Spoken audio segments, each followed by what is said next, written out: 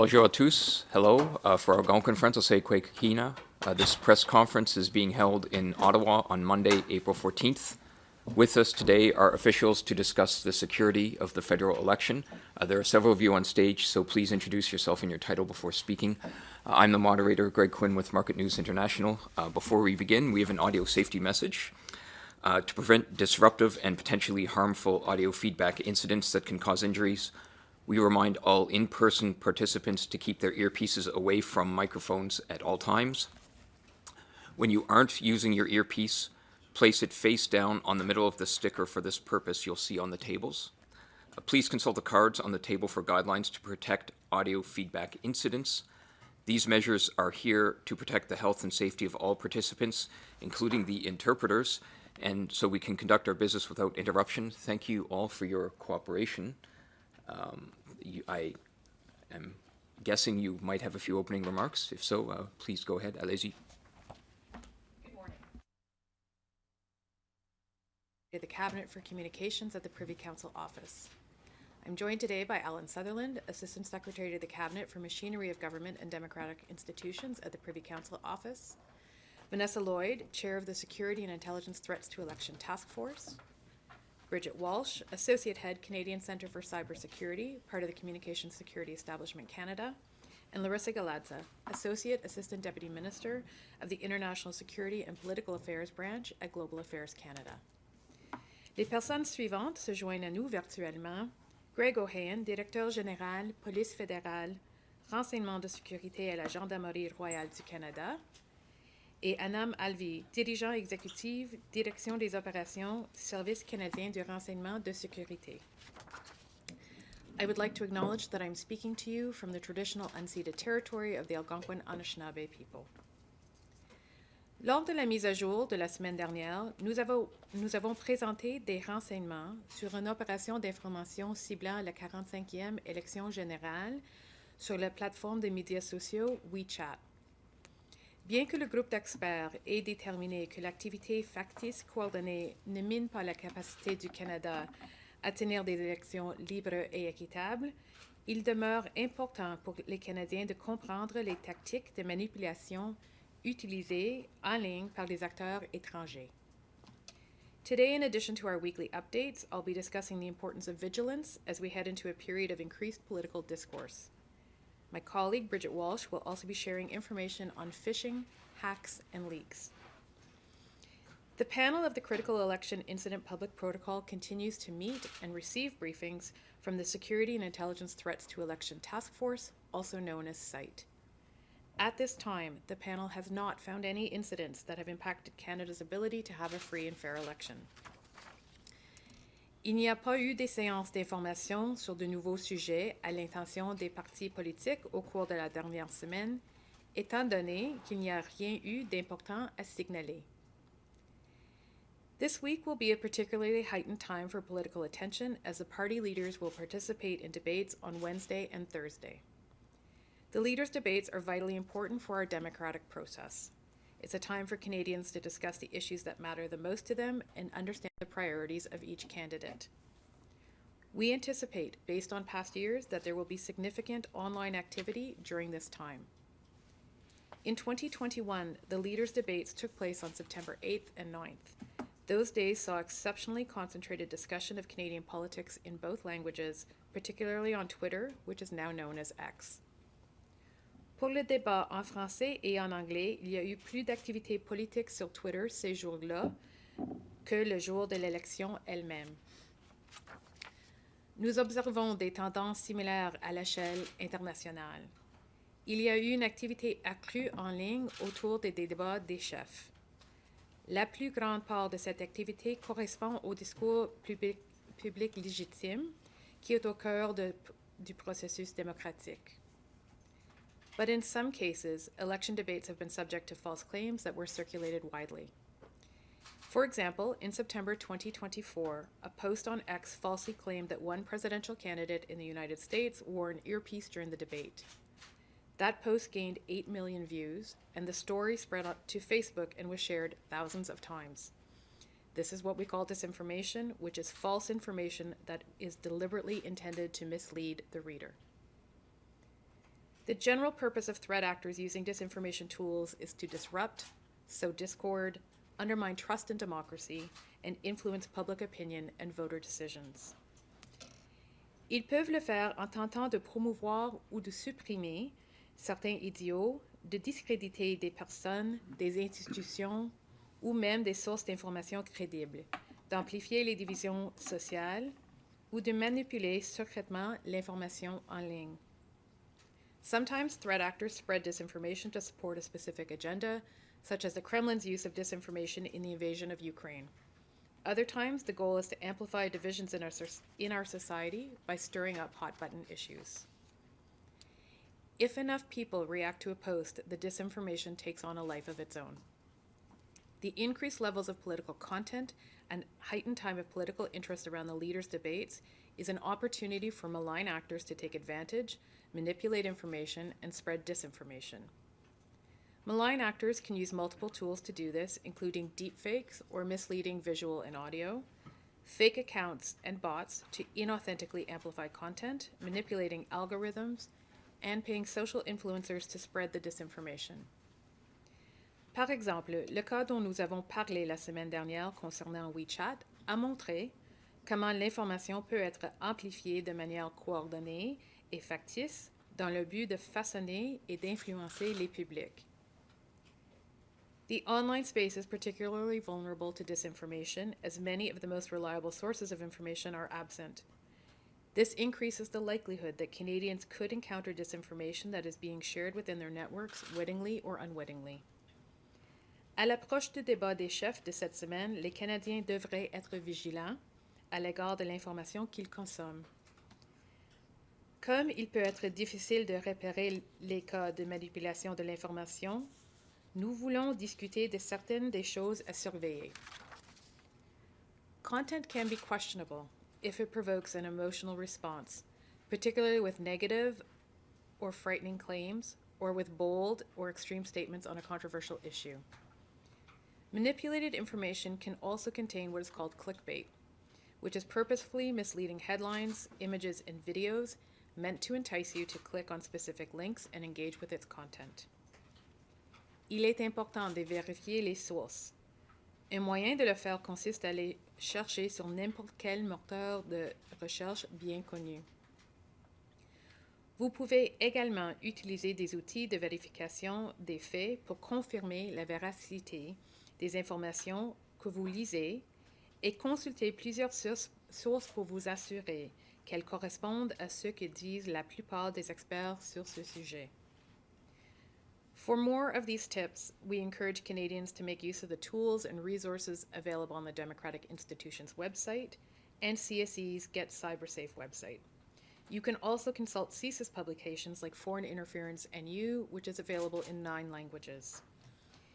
Il est de notre responsabilité commune, en tant que société, de protéger les principes démocratiques d'intégrité, de transparence, de l'authenticité et de responsabilité. Les représentants du gouvernement du Canada continuent de rencontrer les plateformes de médias sociaux pour échanger de l'information sur les nouveaux enjeux et les encourager à respecter ces principes et à faire respecter les normes communautaires. The online environment, which includes social media, is an important medium for Canadians to consume news, engage in political discussions, and help determine how they want to exercise their voting rights. Le gouvernement continuera de faire sa part pour protéger l'intégrité de l'environnement en ligne et d'informer les Canadiens lorsqu'ils sont la cible de comportements manipulateurs ou coordonnés et factices. Nous continuerons aussi de mobiliser les plateformes pour échanger de l'information concernant les activités en ligne qui pourraient menacer l'intégrité de notre processus démocratique. The panel will continue to meet regularly to be briefed by the site task force. This will be done at least once a week or more often as required. We will continue to safeguard the integrity of this election for all Canadians. I would now like to pass the floor to my colleague Brigitte Walshe, who will share information on phishing, hacks, and leaks. Thank you. Thank you, Laurie-Anne. As members of the site task force, our organizations are constantly monitoring the threat landscape and continue to do so throughout the 45th general election period. The Canadian Centre for Cybersecurity is a part of the Communications Security Establishment Canada, CSE. We are the Government of Canada's Foreign Signals Intelligence Agency. We alert the government to the activities of foreign entities that seek to undermine Canada's national security and prosperity. CSE uses its Foreign Signals Intelligence mandate to contribute intelligence to the SITE task force. Last week, we outlined CSE's assessments of the foreign cyber threat landscape leading up to and during this federal election period. Today, we will explore one of these threats in more detail. During this election, organizations that are part of our democratic process, such as Elections Canada and political parties, will be more susceptible to cyber threats from malicious actors, whose goal is to undermine the process and our democracy.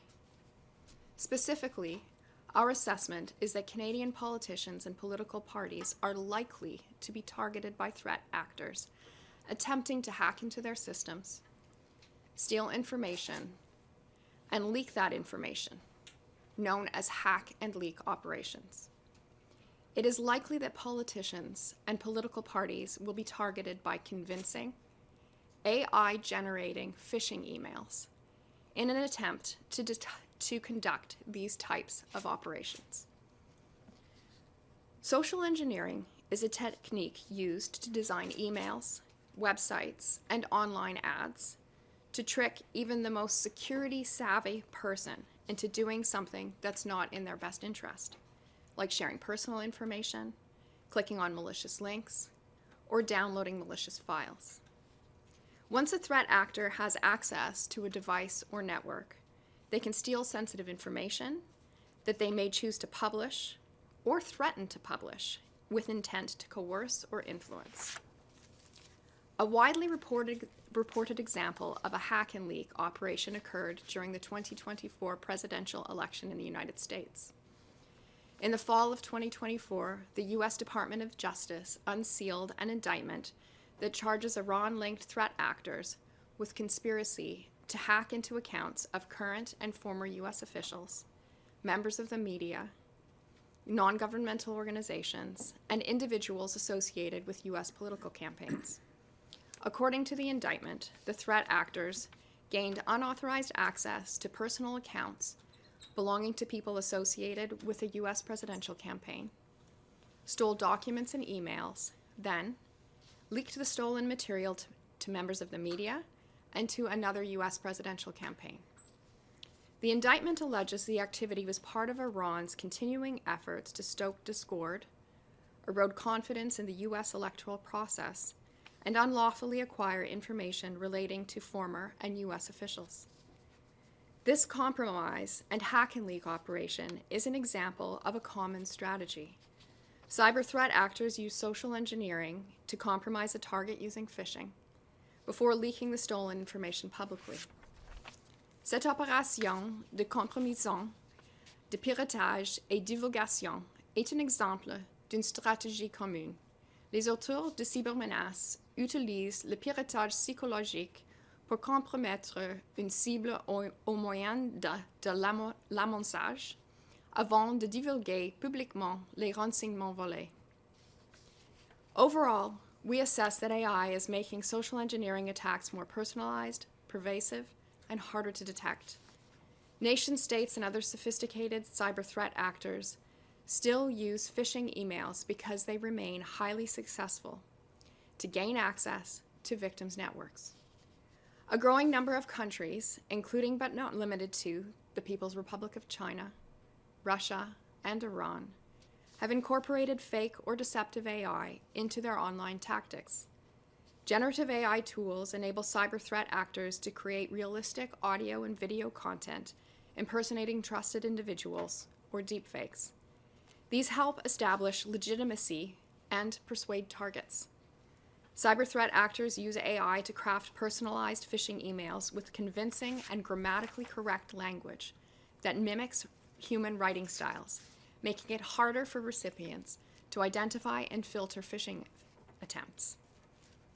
The cyber programs of the PRC, Russia, and Iran remain the greatest strategic cyber threats to Canada during this federal election. The PRC regularly targets Canadian government networks and public officials to acquire information that will advance its strategic, economic, and diplomatic interests and give the PRC government an advantage in China-Canada bilateral relations and commercial matters. In addition to fulfilling PRC intelligence needs, the information collected is also likely used to support the PRC's malign influence and interference activities against Canada's democratic processes and institutions. PRC threat actors very likely support China's actions abroad designed to silence activists, journalists, diaspora communities, and other groups that the PRC views as security threats, with a focus on the PRC's so-called 5 poisons.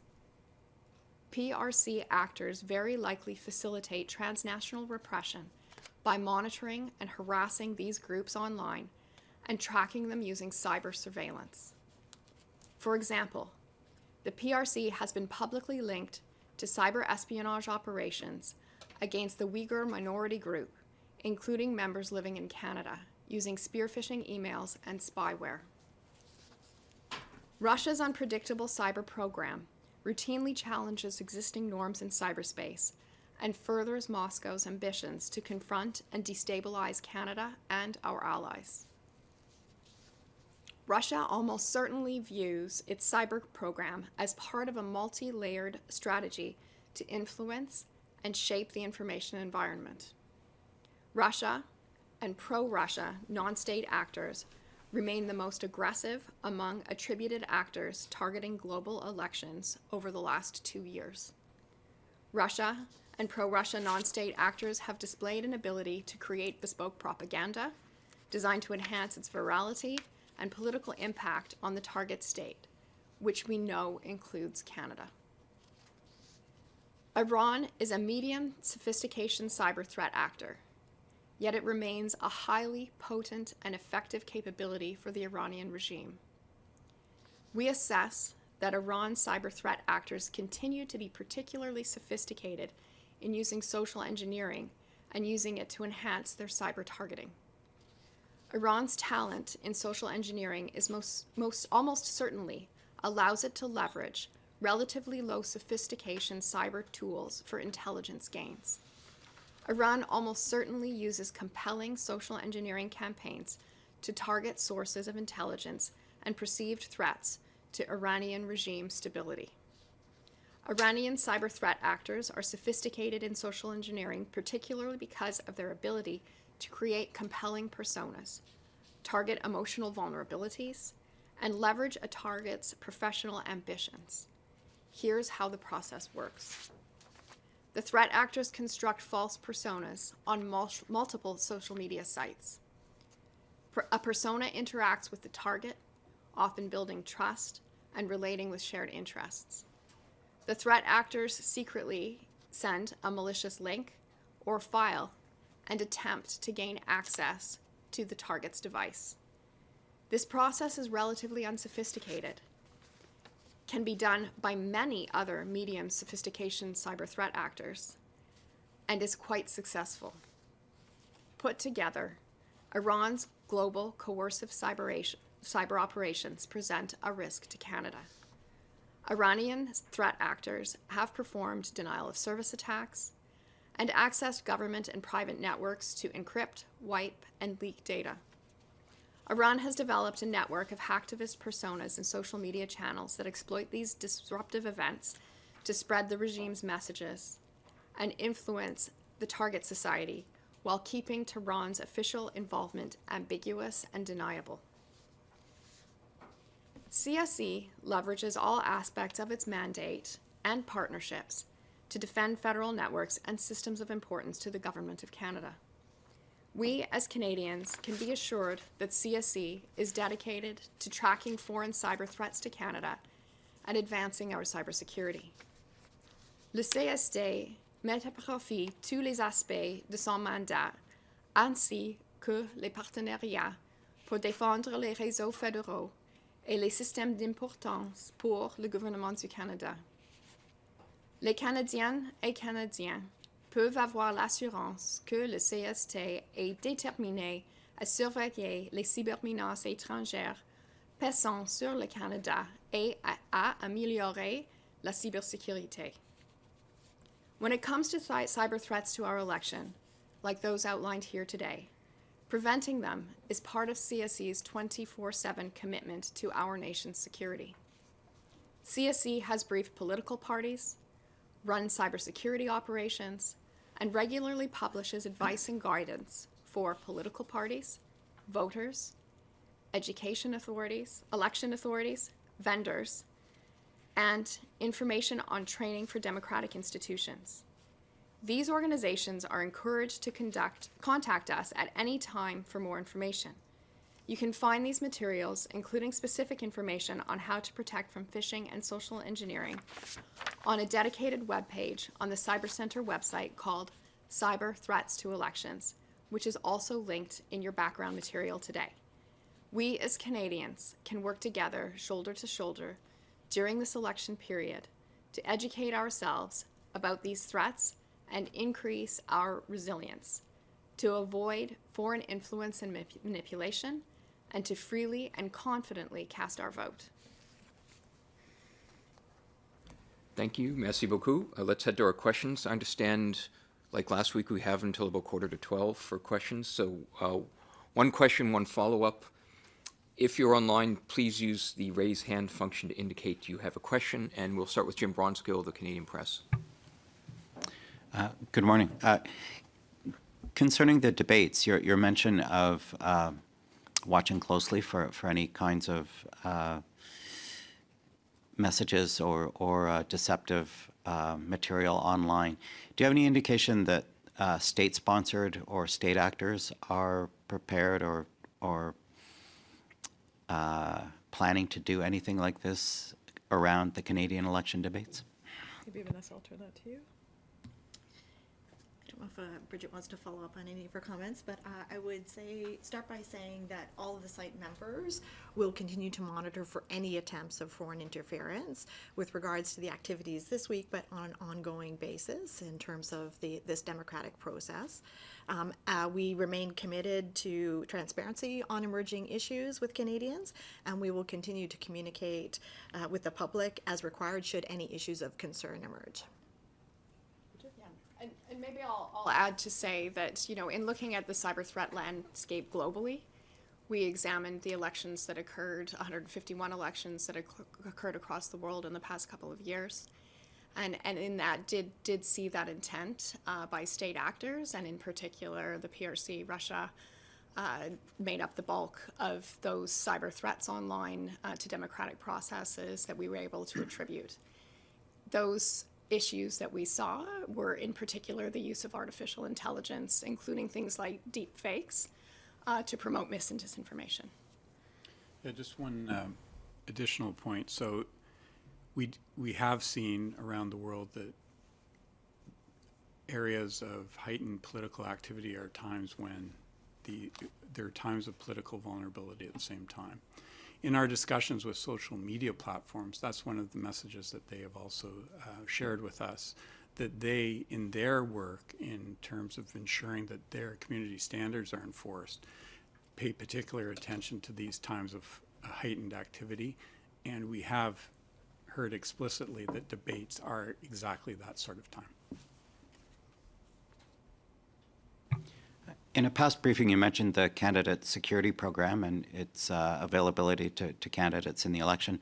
Do you have any statistics or indication qualitatively of take-up of the program by candidates? Yeah, I can take this one. So as you said, the program is in operation now. We are receiving applications from different candidates. In light of the privacy and the sensitivity of those things, we can't give you specific details on it, but just to say that our civil servants are leaning in to ensure that when they get a request that it's processed quickly and that there are already candidates that are receiving services.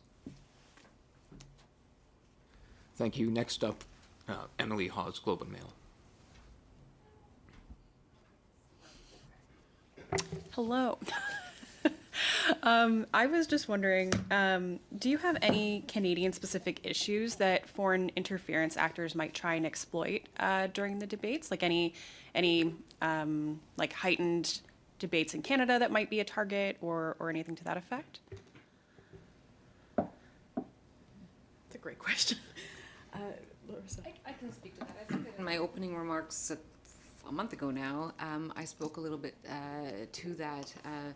The intent that some foreign actors have to polarize Canadian society, and they do that by engaging on debates that are of particular interest to Canadians. And there's a debate when there's something to be discussed. So issues of immigration would be one area where there is a debate in Canada about how to move forward with immigration in Canada, and there are differing opinions on that. And a foreign actor would see the opportunity to polarize by throwing extreme opinions into the mix on comment pages, and then potentially using the technology that they have to amplify that rapidly, inauthentically, and that sort of the kinds of tactics that we've all talked about over the last 4 weeks.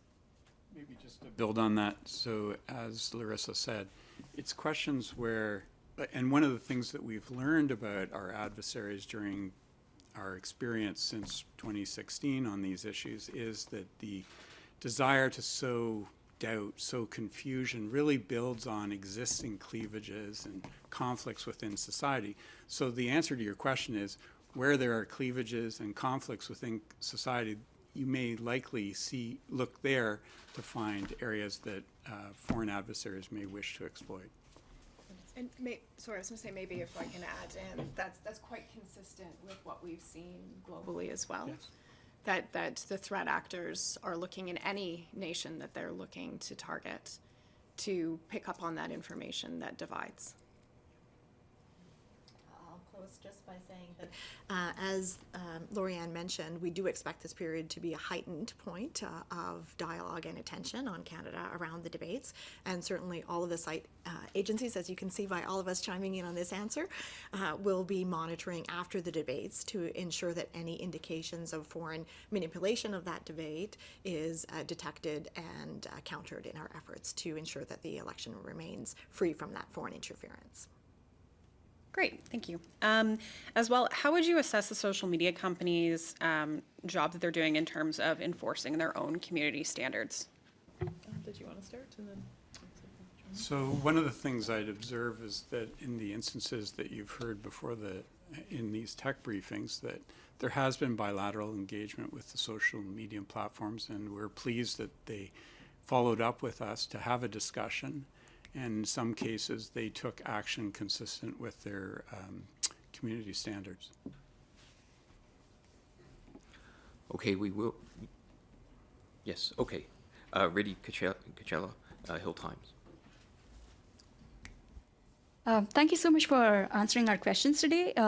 Just following up on that, you mentioned you have been you've held discussions with social media companies, but could you be a little more specific about the kind of actions they have taken so far? Do they report on number of accounts that they've taken down, or bots that they have discovered and they've acted on, or are there any specific outcomes from these discussions? So I would suggest you engage directly with the social media platforms on that, on what their activities have been. All I can tell you is that they have taken action, and there has been prompt engagement with us when we've identified a problem. Thank you. And just on a slightly different note, I was wondering if you've identified any specific people in any specific ridings or any specific regions who you feel are more targeted this election, or are you focusing on any specific ridings that you feel would be more vulnerable to disinformation campaigns? Are you referring to the candidate security program, or are you referring more generally? More generally, actually. Like diaspora communities? Yeah, especially for diaspora, when it comes to diaspora communities, and for example, when we know that a certain candidate is running in this riding, this candidate may be more vulnerable or targeted by disinformation campaigns or. Maybe I'll start and then I'll invite my colleagues to join in. I think, as Brigitte outlined today, diaspora communities of China, Iran, Russia are obviously going to be more vulnerable to disinformation and attempts by those countries because we've identified them as threat actors. So that's, I think, the starting point. And then I will, Larisa or Vanessa? I think I would answer your question this way. So in order to ensure the integrity of the democratic process, we need to be looking widely based on what we've seen before, which we spoke about in our first tech briefing, and the potential for some of those tactics to be used. And you've heard in these tech briefings a range of tactics that can be used in different venues and methods. So we've spoken about the digital infrastructure, a global ecosystem, and how that can be used for transnational repression. Today we've spoken about cyber operations last week and again today, and on spear phishing. And I think as opposed to focusing or limiting how we look at what's happening across the country, we are focused on the threat actors and those tactics, as opposed to where there may be more vulnerabilities or making assessments of vulnerabilities, because what we want to be sure we are alert to is the attempts of foreign interference. And I guess I would underline, although those attempts might be common, successful attempts are something entirely different. And so we will continue to have dialogues, in particular with diaspora communities, so communities that are ethnic, religious, and cultural across the country. And I think last week we touched briefly on some of the ways we do that. Laurie-Anne mentioned today that some of the publications are available in up to 9 languages. Last week, Al shared with you that through Public Safety, who is a partner in the site effort, has robust engagement with many communities across the country to be able to have a two-way conversation when they believe that there are instances where they could be subject to foreign interference, and to help equip those communities to be resistant to those attempts. Thank you. We'll now go to the phones. Christopher Nardi, National Post. Morning, everyone, and I'm sorry to be a disembodied voice this morning, but thank you again for doing this briefing. My first question has to do with last week's briefing, actually. As you likely saw, there was a lot of talk about the information that was put out, but there was also a fair amount of interpretation by many online that viewed the posts in question on WeChat as China endorsing Mark Carney or promoting the Liberals and Mark Carney, and in a way, I guess, trying to, rig the election, or at the very least push Chinese Canadians to vote for Mr. Carney. How do you view the response to the briefing last week and that specific interpretation that has been circulated decently widely? Thanks, Chris. So maybe I'll start and I'll turn it to Larisa. So in our briefing, as you know, we cited both positive and negative posts. I think what was and remains important for us is that the Yoli Yomian account is linked to a foreign state, and the information it shared may be used to manipulate. That was what we felt was important to get across. But I'll turn to Larisa and see if there's anything she'd like to add. I think it's very good that there are multiple nodes of expertise and analysis in Canada who are watching the information space, each from their sort of area of expertise. And as Laurie-Anne has said, our area of expertise is linking online activity pertaining to the election to foreign states where that link exists.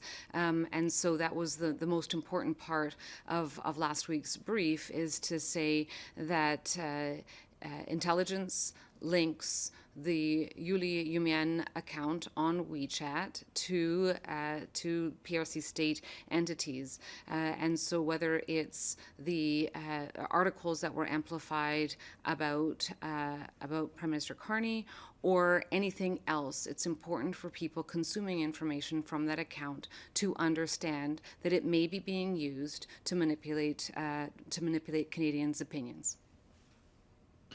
And on a slightly different topic, there was a report last week by the Canadian Digital Media Research Network that talked about those AI-generated videos that we can see sometimes of, that purport to be Mark Carney or Pierre Poilievre, Jagmeet Singh, that were circulating widely on Meta that I believe are meant to really promote some sort of financial scam. Anyways, and these deepfake videos, not just on Meta, though. I think anyone with an X account has probably scrolled past innumerable amounts of posts like that. And because you've talked so much about the threat of deepfake and AI-generated content influencing this election, do you have any evidence that those particular, ads or fake scam ads that are flooding Meta and X are state-sponsored, are basically backed by state-sponsored activity, or being pushed as that, or is it unrelated? Maybe I'll start with Brigitte. Yeah, thanks very much for your question. What we see here is consistent in sort of the cyber threat world with what we see writ large during important events that gain a lot of attention. We see cyber threat actors taking advantage of an event, in this case an election, to post information online that draws clicks. It convinces a social engineering aspect to it. So it is putting forward an ad or a video or a deep fake that promotes someone and has them click on that link or go, as you say in this instance, purportedly to a website pushing fraud. And so very consistent with what we see writ large, and in this case, taking advantage of the election to push people into those fraud spaces.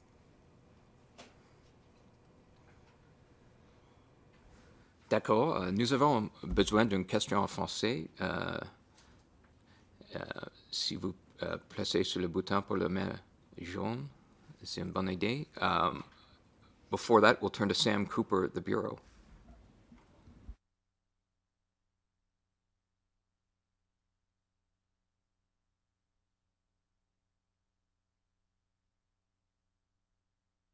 Sorry, can you hear me now?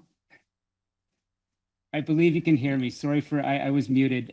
Thanks very much for this opportunity. I'm hoping that you can give a message of clarity to the Canadian public.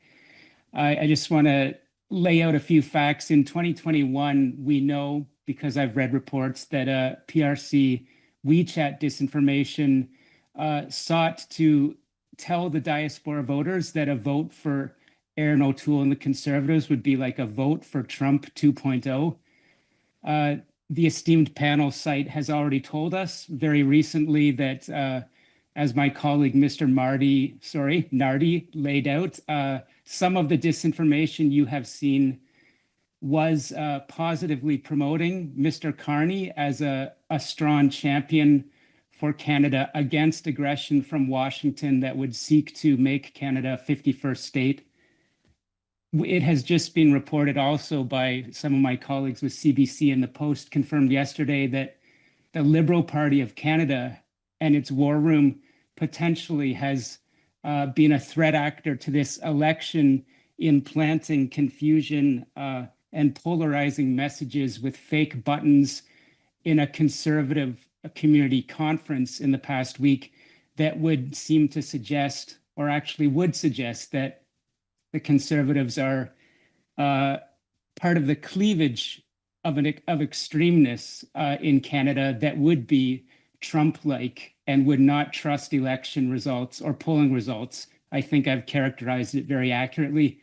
So to the panel, I'm imploring you, can you speak to Canadians and give them the confidence that you would look at that incident that has been acknowledged, and would you reach out to the Liberal Party and warn them that they have a danger of being a disinformation threat actor, perhaps even seeking to plant those disinformation messages within mainstream Canadian media sources in this case, exposed by a great reporter, apparently. But my concern is, could you tell Canadians, do you have the capacity to look into that event and see whether there could even have been a crossover from a foreign state actor that would have sought to benefit from a new Canadian government being very strongly against Mr. Trump and seeking to perhaps convince Canadians that a conservative leader would be a Trump 2.0? Thanks very much. Appreciate your response. Vanessa, maybe I'll start with you. So let me start this way. National security agencies take any attempt to undermine our democracy really seriously, and we will continue to take action to ensure that Canadians are protected from foreign interference and, quite frankly, to ensure that Canada's democracy remains strong. Not all cases of disinformation, are foreign-backed. Not all cases where disinformation is foreign-backed will be able to be attributed.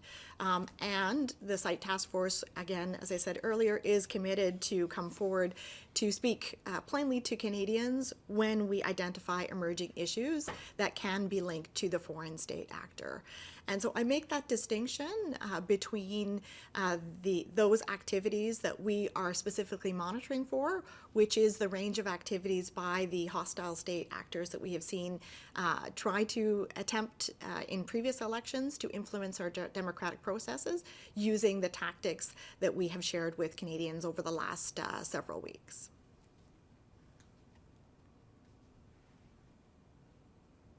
Okay, thank you. I'll ask one more question. It has also been reported that Mr. Carney had appeared with a very prominent Toronto-based Chinese-Canadian Commerce Society, which has documented and proven intercommunications with United Front Work Department entities in Jiangsu province, and rather Jiangsu, I believe, Anhui province.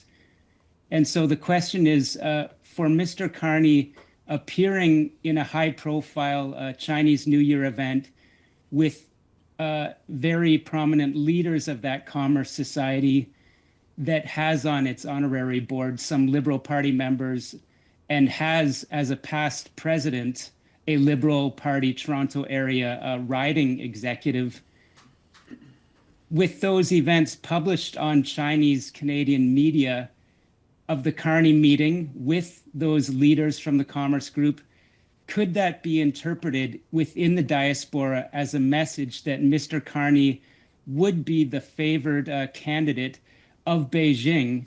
And again, the reports from the Globe and Mail very accurately stated that the message from the websites promoting that meeting with the Jiangsu Commerce Group said that Mr. Carney entering politics was seen as a positive shift for Canada-China relations. Thanks for your response. Start? Yes. Okay, thank you. Thank you for the question. I'll start by reiterating that the efforts by members of the Site Task Force are nonpartisan, and that we are again looking at the activities of foreign state actors as they might affect our democratic processes. So what this means is that the Site Task Force is committed to making sure that we share with all parties recognized in the House of Commons information that is relevant to them in terms of the intents and the activities of those threat actors with regards to this current democratic process that is GE 45. So we will continue to brief parties on potential threats in this regard. And let's go back to what those threats are. The threats that we're monitoring for are the intents of foreign states to clandestinely and deceptively influence our democratic process.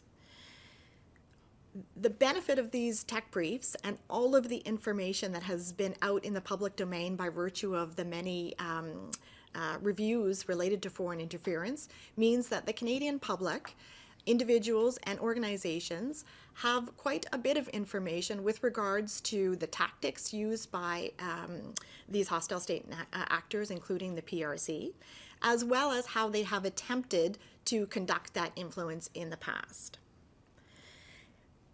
The best defense against disinformation, and foreign interference is being resilient.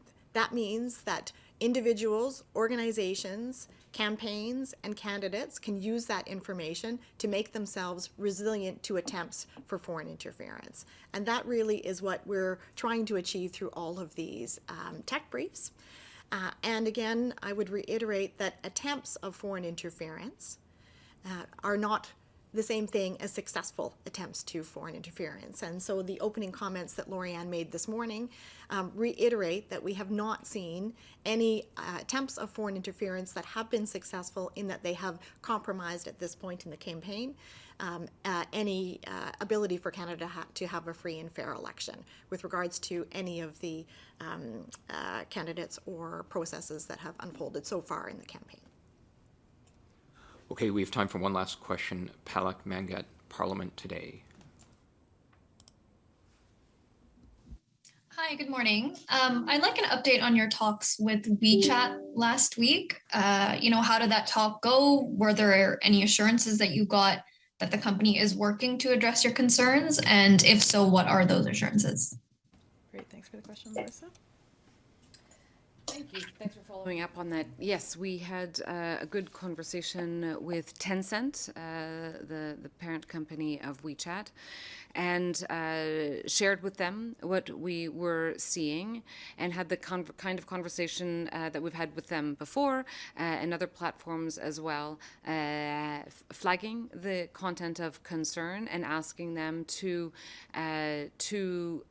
evaluate it against their own terms of service, and they undertook to do that. They sought some additional information from us, and we're sharing as much of that information as we can.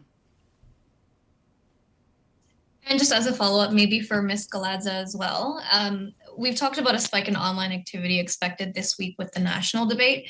Can you just specify what specifically you're doing, maybe through RRM, to monitor the online space? So, does that mean more people monitoring, a greater workforce for you? And generally, as sort of a double barrel here, we've talked about the national debates, but does CITE also monitor the localized debates? And is there concern that maybe the all candidate debates will be could be subject to interference as well?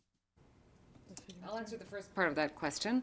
So the Rapid Response Mechanism Canada has augmented its capacity for the 45th general election.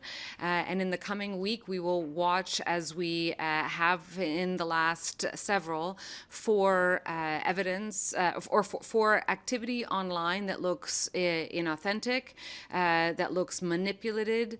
And when we see that, we will dig deeper to see if there's a connection to a foreign state actor.